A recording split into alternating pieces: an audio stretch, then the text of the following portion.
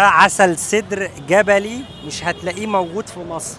ناخد منك كيلو لحمه ونديك بداله عسل. افلم مصر وعيش مصر احلى مصر والله. خد يا باشا. زمان ما كانش في حاجه اسمها فلوس، كان في حاجه اسمها نظام المقايضه. يعني انا اديك شويه قمح تديني شويه شعير، اديك شويه سمنه تديني طبق بيض، لغايه اما ظهرت العملات النقديه اللي جابتنا ورا. والنهارده قررنا نرجع النظام القديم تاني ونجرب نظام المقايضه بالكامل في تعاملاتنا على مدار اليوم من على ارض مصر.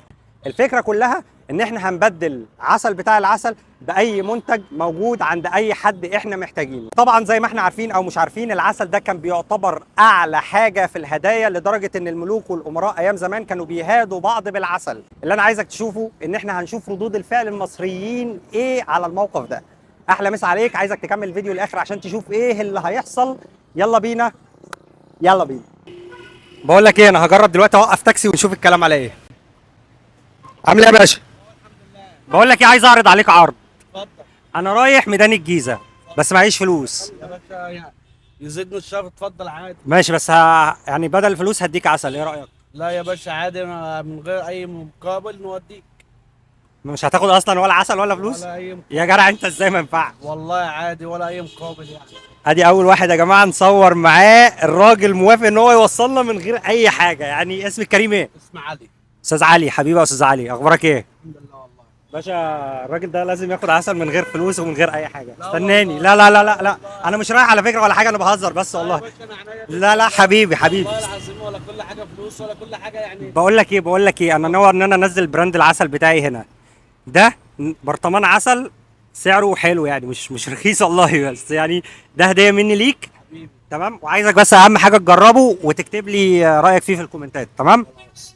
اكيد، وهتنفض لي. لا والله ما هنفض. حبيبي عم علي، احلى مسا عليك يا اسطى. حبيبي يا احلى مسا عليك. سلام يا نجم. السلام عليكم. الشعب المصري يا جماعه، وجمال الشعب المصري وحلاوه الشعب المصري. انا اي حد هيقابلني هديله برطمان عسل. يلا نشوف اللي بعده. دلوقتي انا شفت عربيه بطاطا او ذره، انا مش متاكد، بس انا هي جايه من بعيد. عايز اجرب اشوف الراجل اخباره ايه، وهيرضى ان هو يدينا بطاطا مقابل عسل ولا لا. تعال. هنروح له هنتمشى شويه، بس مش عارف هو بيبيع ايه الصراحه. يا حاج استنى يا حاج، مش عارف اعدي، انا مش عارف اعدي. السلام عليكم. لا بكام البطاطا؟ لا بكام؟ قول لي كده. والله زي ما انت عاوز فيه يا باشا. لا شكلها حلو الصراحه. طب بقول لك ايه، انا معيش فلوس بس هاخد بطاطا واديك عسل، موافق؟ ايه معيش فلوس. يابا، انت كافي على حسابك. الله يبارك لك والله. انا يا باشا كده انت راجل 100 100، مش عاوز ياخد البطاطا دي وهدي لك مكانها برطمان عسل، ايه رايك؟ كويس يا باشا. حلو العسل. بتحب العسل؟ بحب. بتحب عسل ايه؟ ها؟ بتحب عسل ايه؟ ما انا عندي شغال بالعسل برضه. لا عسل لا. ابيض وعسل اسود وعندي عسل كل أبيض؟ حاجه. لا العسل بتاعي غير اي عسل. عسل بتاع العسل مش زي اي عسل. انا ماشي. النضاره شباري. هاخد منك طبق البطاطا واديك برطمان عسل. ماشي. الرجاله في مصر كلهم ما شاء الله بيحبوا العسل. شهيد عمر يا ابنك. منين؟ شهيد عمر. ابو الشهيد عمر. لا والله ما شاء الله عليك مسيطر. لا ده ربع كيلو عسل موالح مش موجود في مصر. هو عسل مصري بس مش هتلاقيه في اي حته. ده هتاخده يرفع لك المناعه، فيه نسب مضادات اكسده، فيه فيتامين سي عشان البرد والانفلونزا. صلى على النبي. بقول لك ايه اللي بيرفع. افلم مصر وعيش مصر أحلى مصر والله. خد يا باشا. بطاطا يا جماعه من افخر الانواع على النيل مباشره. بصراحه يعني انا ما جربتهاش بقالي كتير جدا، وحاسب عشان ما تموتش فيه بقى. في عربيات في عربيات.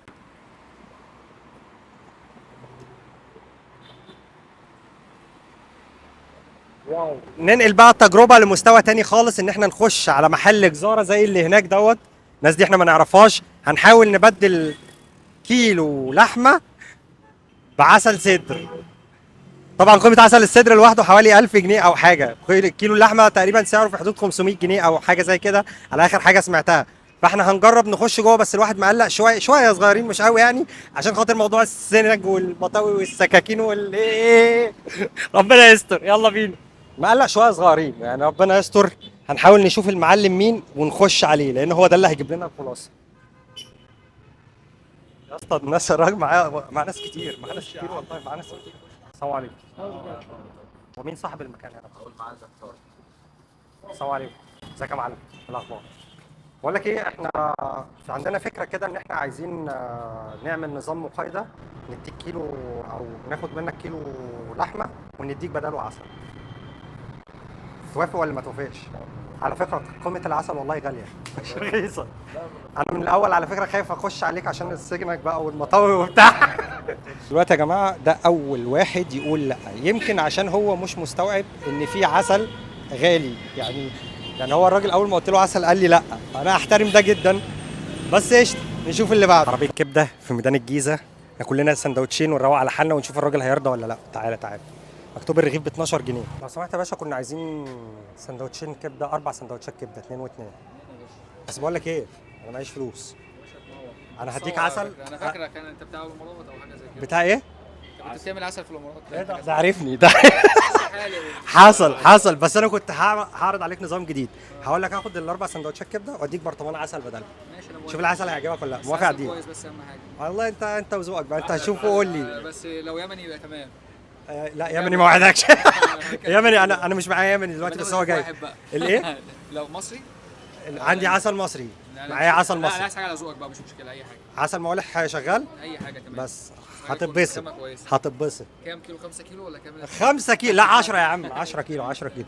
خلاص ماشي. انا هاخد الراجل ده مش هياخد. ادي له قد ايه؟ انا يا باشا الله يبارك، انا مش جعان. انا هديله عسل وامشي. وكل واحد فيكم واحد بقى هياخد برسيم وواحد موالح، وانتوا قولوا لي رايكم ايه. جرب العسل في البيت على ازاي؟ ما انت جرب العسل في البيت وخش بقى ابعت لي على الصفحه. يلا انا عايزك تاكلي معايا لغايه اما تشبعي، ماشي؟ خدي بسم الله. ريحه الكبده تحفه، الاكل جوسي، عسل برسيم، عسل موالح، من افضل انواع العسل في مصر حرفيا.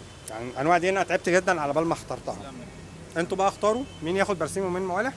بس انا عايز اتشرف باسمك الاول. انا اسمي احمد. عم احمد. وانت؟ عاطف. اهلا بيك عاطف.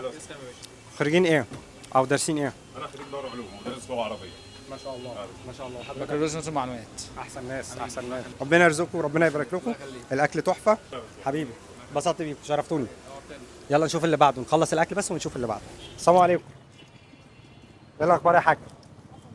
ما تشوي لنا كوزين دوره كده. بس في حاجه، انا معيش فلوس. وانا راجل ببيع عسل وانت واحده بتبيعي دوره. هديكي برطمان عسل كده صدر حلو من ضمن الاعسال النادره جدا. ده هديهولك في مقابل ان انت تديني كوزين دوره، ايه رايك؟ بس انا مش معايا فلوس.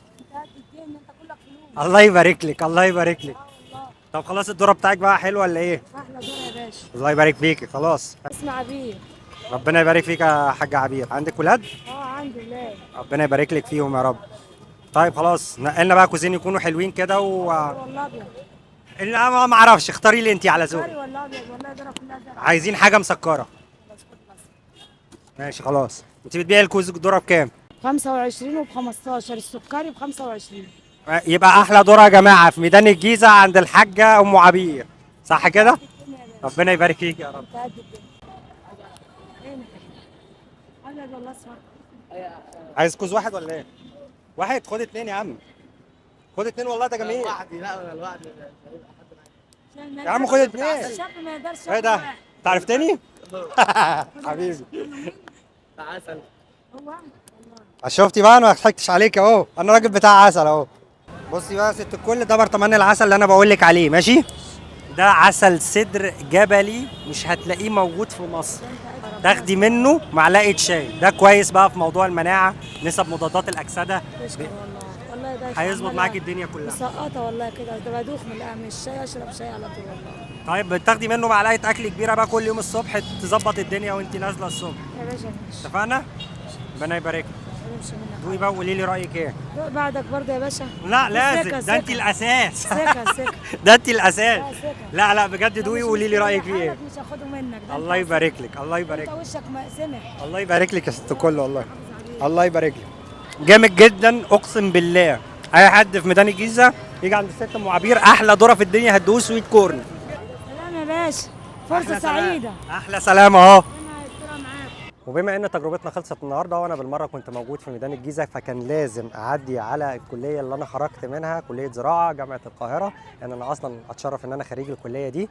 اهم حاجه لازم نعرفها ان تقريبا في نهايه التجربه من اللي احنا عملناه 80% من الشعب المصري ما عندوش ادنى مشكله ان هو يقوم بعمليه المقايضه طالما المقايضه في صالحه. واكيد لما حد ياخد عسل من بتاع العسل فهي المقايضه في صالحه مليون المية. اهم حاجه لازم تعرفوها ان عسل بتاع العسل مش زي اي عسل. احنا موجودين هنا على ارض مصر عشان نفتح اول فرع لينا في مصر ان شاء الله خلال 2026 هتبقى سنه جميله على كل الناس. كل سنه وانتم طيبين واشوفكم دايما بخير. اشوفك في فيديو جديد. احلى مسا عليك. سلام.